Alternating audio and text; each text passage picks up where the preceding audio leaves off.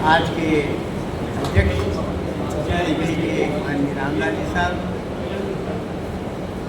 आज के मुख्य अतिथि समाज के वर्तमान अध्यक्ष माननीय लोकेश जी साहब, हमारे समाज के विशिष्ट अतिथि माननीय उप जिला प्रमुख माननीय श्याम जी साहब, हमारे समाज के विशिष्ट अतिथि पूर्व अध्यक्ष माननीय सत्यनारायण जी साहब, हमारे केंद्रीय कार्यकारिणी के उपाध्यक्ष माननीय अशोक जी साहब, संगठन मंत्री माननीय विकास जी साहब, कोषाध्यक्ष माननीय साहब जी साहब, इकाइयों से बधारे हुए गोविंदा इकाई से गोविंद जी सेठ साहब, दशहरा से चंद्र प्रकाश जी साहब,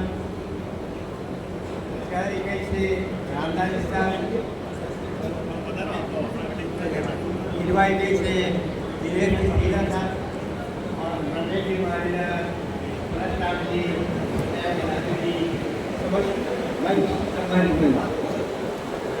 समस्त बाबा श्याम का मैं स्वागत करता हूँ कि बाबा श्याम ने अपना आर्थिक सहयोग देकर इस कार्यक्रम को आयोजित करने में बहुत बड़ा योगदान दिया है। इसलिए मैं दिल की गहराइयों से आपका हार्दिक स्वागत कर रहा हूँ, अभिनंदन कर रहा हूँ और आभार व्यक्त कर रहा हूँ। जो बाल प्रतिभाएँ आज सम्मानित होने के लिए आई है, उन बाल प्रतिभाओं पे और उनके साथ जो माताएं बहनें आई है या उनके परिवार से आए हैं, उनका भी मैं मन से सम्मान कर रहा हूँ, दिल से सम्मान कर रहा हूँ कि वास्तव में जो आपने ऊंचाइयाँ छू हुई है वो हमारे समाज के लिए एक आदर्श है, समाज के लिए प्रेरणा है और हमेशा के लिए आप याद किए जाते हैं। अन्य समाज बंधु जो पधारे हुए इस कार्यक्रम में, मैं उनका अति दिल से स्वागत कर रहा हूँ, हृदय से स्वागत कर रहा हूँ कि आपके आने की वजह से इस कार्यक्रम की शोभा बढ़ी है, इस कार्यक्रम को चार चांद लगे। अब मैं थोड़ा पीछे जा रहा हूँ, आप मैं ज़्यादा समय नहीं लूँगा, मुझे मालूम है मुझे बहुत व्यस्त कार्यक्रम है, लेकिन एक बहुत अच्छी सी बात आप में बहुत जाएगी मैं चाह रहा हूँ।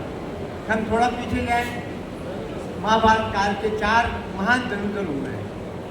भीष्म पितामह, जिनको अपने गुरु का आशीर्वाद प्राप्त था, इसलिए वो जीवन पर्यंत बेजोड़ सूरमा रहे, अपने जीवन में कभी पराजित नहीं हुए और इच्छा मृत्यु का उनको वरदान था, इसलिए वो इच्छा मृत्यु से ही महाभारत के युद्ध में घायल हुए होते।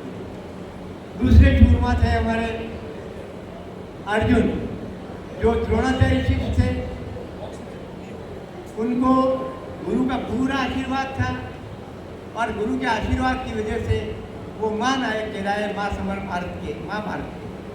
तीसरे हुए थे मां कर्ण, जो परशुराम शिष्य थे, वो भी बहुत बड़े धनुर्धर, लेकिन उन्होंने जाति छिपा करके धनुर्विद्या परशुराम ने सीखी थी, इसलिए वो शापित हो गए, उनको शाप दे दिया गया और शापित होने की वजह से वो महाभारत के नायक नहीं बन पाए, अभी तो उनको बनना।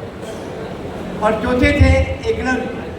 एकलव्य ने सीधे कोई गुरु से शिक्षा नहीं की, गुरु के प्रति श्रद्धा के भाव रखे, द्रोणाचार्य की मूर्ति बनाई और मूर्ति बनाने के बाद उनके साथ अभ्यास करते रहे और अभ्यास करने के कारण एकलव्य श्रद्धा और त्याग के बल पर आज हमारे इतिहास के पत्ते पर आ गए।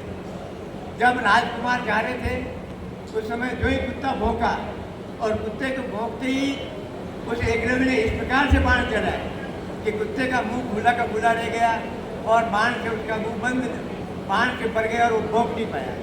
तो अर्जुन ने ये कहा कि द्रोणाचार्य को कहा कि आपने मुझे आशीर्वाद दिया था, लेकिन ये मेरे से भी बहुत बड़ा धनुर्धर है, मैं इस महाभारत काल का सबसे बड़ा धनुर्धर कैसे हो सकता हूँ। तो द्रोणाचार्य ने उसको पूछा, बोला कि भाई तुम्हारे गुरु कौन है? तो उसने कहा मेरे गुरु द्रोणाचार्य। और नाराज हुआ अर्जुन कि आपने मेरे साथ धोखा किया है, इसको भी आशीर्वाद दे दिया, मुझे भी आशीर्वाद दे दिया। तो द्रोणाचार्य ने कहा नहीं, ये ज़्यादा नहीं है। तो द्रोणाचार्य ने कहा कि नहीं, मैंने इसको नहीं सिखाया है, इसलिए मेरी मूर्ति बनी है और इसने अभ्यास किया, उस अभ्यास के बल पर ये इतना बड़ा धनुर्धर बना है। तो द्रोणाचार्य के मन में कुछ पक्षपात का भाव जगा और उन्होंने दाहिने हाथ का अंगूठा मान लिया है।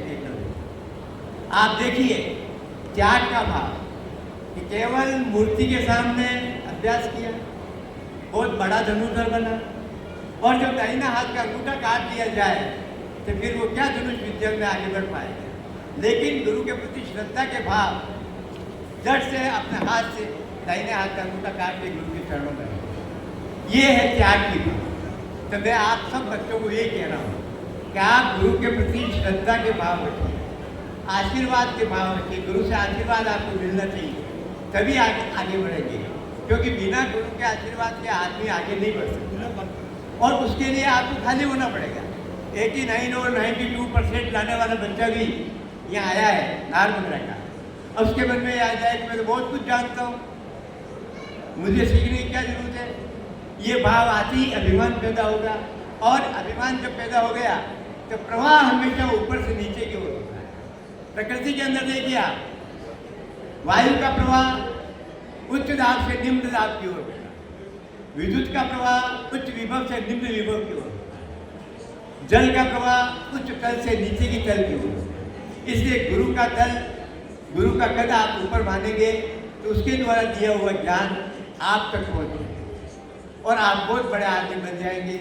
जैसा कि हमने इनका सम्मान किया है, वैसा आपको भी सम्मान करने का अवसर मिलेगा। मुझे मालूम है आप काफ़ी थोड़े अधीर हो रहे हैं, लेकिन मैं एक बात और कह रहा हूँ कि शायद 65% से नीचे नंबर लाने वाले भी यहाँ होंगे। मैं उनको भी एक निवेदन करना चाह रहा हूँ, ये आपके सामने एक चुनौती है। ये सम्मानित हुए हैं, आप सम्मानित नहीं हो सकते क्या? आप भी हो सकते हैं, क्योंकि एक कवि ने कहा है, करत करत अभ्यास के जड़मती हो तुझा। अभ्यास करने से जड़मती मंद बुद्धि का बालक भी सुजान जारी होता है। कब उदाहरण दिया उसका कि रसली आवत जात है सिल पर पड़ा था।